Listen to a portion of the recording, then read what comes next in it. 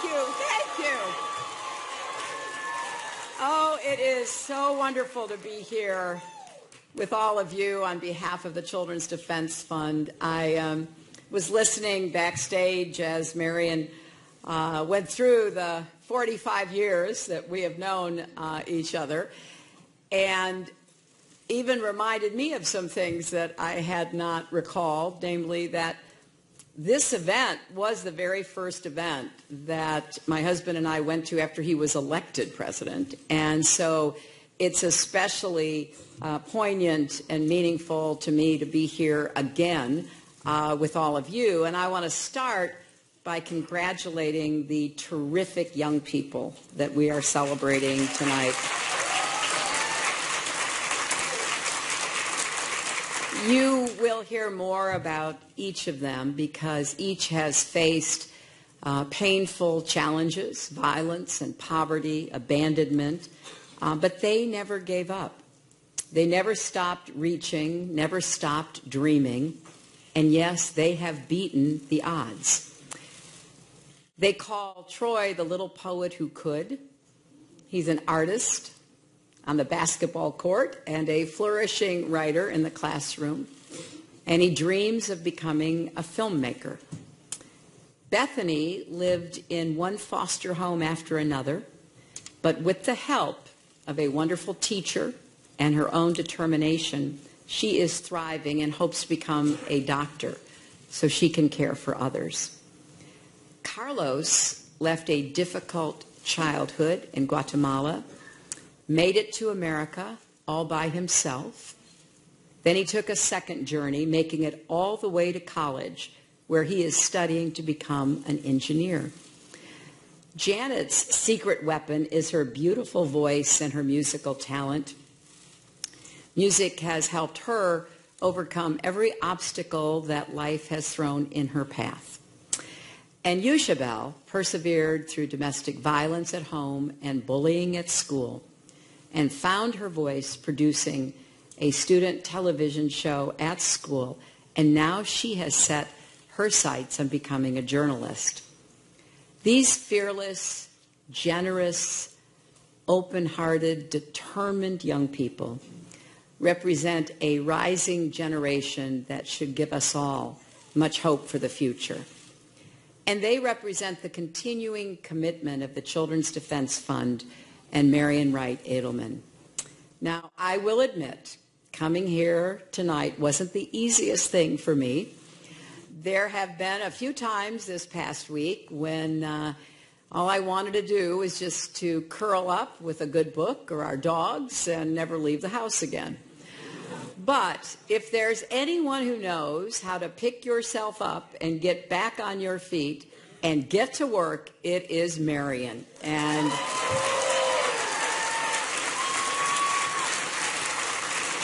she has been doing it all her life, and she has been helping the rest of us do it too. I am as inspired by Marion today as I was the first time I met her 45 years ago.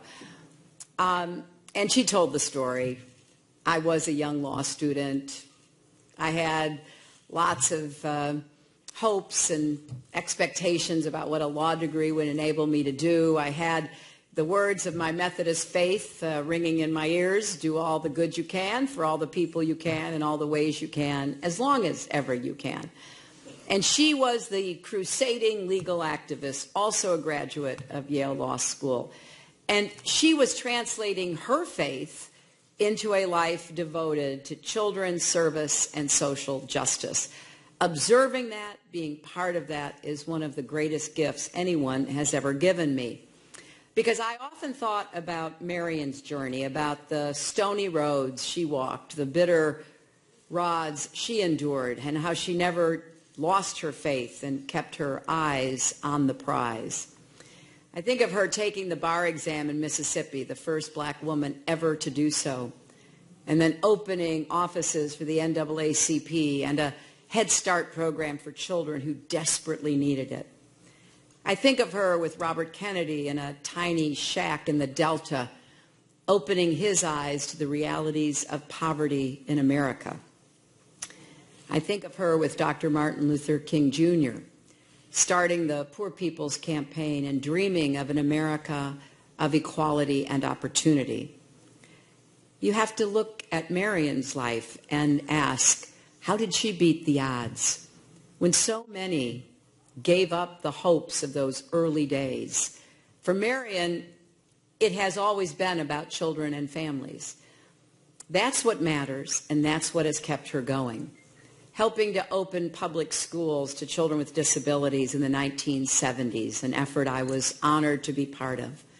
Working to expand Medicaid in the 1980s to cover more pregnant women and more children in need. Standing with me and others in the 1990s to create the Children's Health Insurance Program, improve foster care, and create Early Head Start. Fighting in recent years to build a bipartisan movement to dismantle the school-to-prison pipeline and reform our criminal justice system, especially for juveniles, and spending countless hours mentoring and training the next generation of leaders and activists at Haley Farm. Under Marion's leadership, the Children's Defense Fund works to give every child a healthy start, a head start, a fair start, a safe start, and a moral start in life. And I cannot think of a more noble or necessary mission. No matter what the setbacks, she has always believed in the words of Dr. King, often repeated by President Obama, the arc of the moral universe is long, but it bends toward justice. Now, sometimes it can feel awfully long. Believe me, I know, but I also know it does bend. It bends toward justice because people like Marion and so many of you, and there are people in this audience I have had the privilege of working with and admiring for so many decades. You refuse to stop pushing, and when you get knocked down, you get back up. I often quote Marion when she says that service is the rent we pay for living. Well, you don't get to stop paying rent just because things don't go your way. I know many of you are deeply disappointed about the results of the election. I am too, more than I can ever express. But as I said last week, our campaign was never about one person or even one election. It was about the country we love and about building an America that is hopeful, inclusive, and big-hearted. I didn't get into public service to hold high office.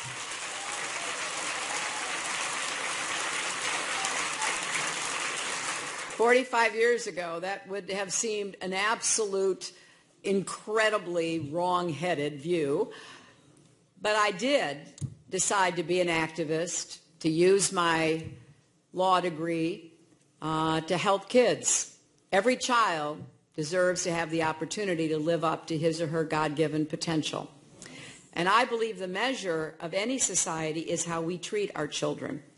And as we move forward into a new and in many ways uncertain future, I think that must be the test for America and for ourselves. Despite the progress, and we have made progress under President Obama, more than 31 million children still live at or near poverty in America. And I hoped to have had the opportunity to build on the progress that President Obama has made, because I know that we are stronger together when we are lifting each other up. And let's be clear, when I talk about children in or near poverty, this isn't someone else's problem. These aren't someone else's children. This is America's problem because they are America's children. Child poverty isn't just an urban challenge or a Black or Latino challenge, although children of color continue to suffer disproportionately from high rates of poverty. But make no mistake, there are poor children of every race and ethnicity. 3 out of every 10 white children in America are at or near poverty. That is more than 11 million kids. And when you add in 11 million Latino children, more than 6 million Black children, 1.5 million Asian, and American Indian children, nearly 2 million children of 2 or more races, the scope and scale of this challenge becomes clear. Poor children live in every state and every congressional district, so they deserve the attention and efforts of every one of our representatives and leaders. And the measure of success must be how many children and families climb out of poverty and reach the middle class. We know what works to support kids and give them opportunities to succeed. Parents need good paying jobs, affordable quality health care and child care, to have help balancing the demands of work and family. Communities need investments that lift families up, not neglect that lets them fall further behind. There are millions of children who will go to school tomorrow in classrooms with crumbling ceilings, empty bookshelves, and walls covered with mold. There are children in places like Flint, Michigan, drinking water poisoned by lead. And children all over our country face the daily danger of gun violence. We have to ask ourselves, what are we doing to give them the safe and healthy lives they deserve? There are also children who are afraid today, like the little girl I met in Nevada who started to cry when she told me how scared she was that her parents would be taken away from her and be deported. No child should have to live with fear like that. No child should be afraid to go to school because they're Latino or African American or Muslim or because they have a disability. We should protect our children and help them love themselves and love others. So, there's a lot of work to do. As long as any child in America lives in poverty, as long as any child in America lives in fear, as long as any child, not just here, but in the world, faces these challenges, there is work to do. Girls as well as boys in every country, on every continent, deserve that chance to fulfill their own potential. And it is going to take all of us doing our part. I wrote a book 20 years ago called It Takes a Village, and a lot of people asked, what the heck do you mean by that? Well, I meant what CDF has represented and understood from the beginning. None of us can raise a family, build a business, heal a community, or lift a country by ourselves. We have to do it together. So I urge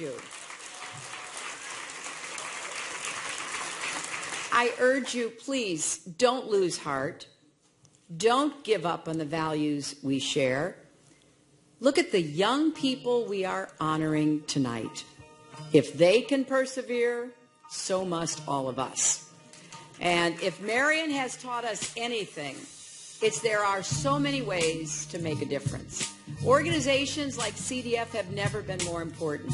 Businesses, philanthropists, foundations, congregations of every faith have to step up too, because there's work to be done in every community.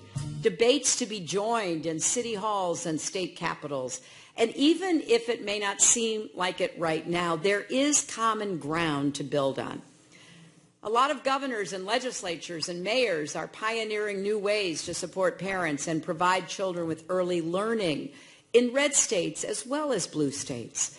Many of our most important accomplishments for the well-being of children and families have come from both parties working together, like the Children's Health Insurance Program. You know, that could never have happened without Republican leaders. Now it covers 8 million kids. And even in this presidential campaign, for the first time ever, a broad consensus emerged about the importance of affordable, quality child care and paid family leave. So we have work to do. And for the sake of our children and our families and our country, I ask you to stay engaged. Stay engaged on every level.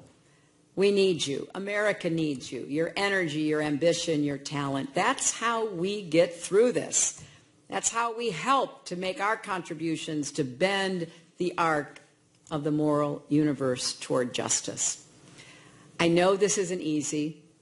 I know that over the past week, a lot of people have asked themselves whether America is the country we thought it was. The divisions laid bare by this election run deep. But please listen to me when I say this. America is worth it. Our children are worth it. Believe in our country, fight for our values, and never, ever give up. Because over the past 2 years, I've met so many people who reaffirmed my faith in our country, all kinds of people, young people starting businesses, people working in every way they could to make the world a better place, police officers who put their lives on the line, members of communities who work with the police to try to keep everybody safe, immigrants who work so hard to become citizens, and so many people who work long hours caring for children and the elderly, even when the pay is not enough to support their own families. I met and had the chance to work and travel with mothers who lost children and turned around and started a movement for peace and justice. A pastor in South Carolina who shared his Bible with me, open to 1 Corinthians. Love never fails, it tells us, and I believe that.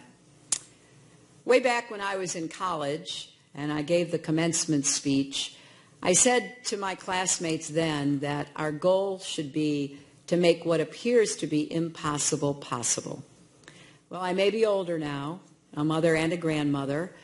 I've seen my share of ups and downs, but I still believe that we can make the impossible possible. And I will hope that the stories of the young people we're honoring tonight, Marion's story, all that she's achieved, the Children's Defense Fund has often made the impossible possible. And then finally, as some of you heard me say during the campaign, I draw hope and sustenance from another person who influenced my life and still does every day, my mother. I've talked about her difficult childhood. She was abandoned by her parents when she was just 8 years old. They put her on a train to California all by herself in charge of her little sister who was 3 years younger. She ended up in California where she was mistreated by her grandparents, ended up on her own working as a housemaid. She beat the odds. She found a way to offer me the boundless love and support she never received herself.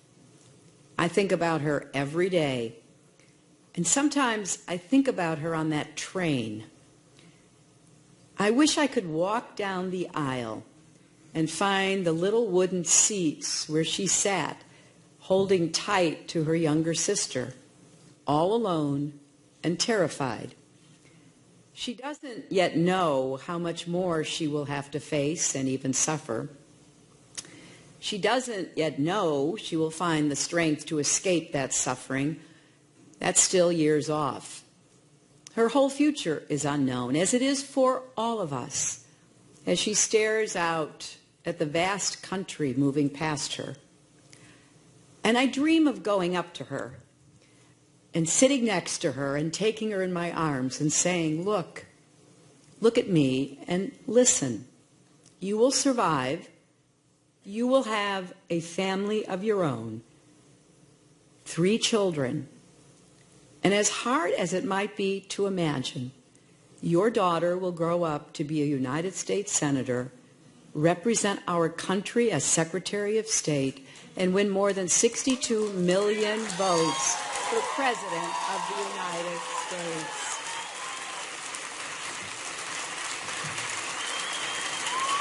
Now, I can't, and you can't go back in time and hug all those children that preceded us, but we can do that now. We can reach out to make sure every child has a champion, because I am as sure of this as anything I have ever known. America is still the greatest country in the world. This is still the place where anyone can beat the odds. It's up to each and every one of us to keep working to make America better and stronger and fairer.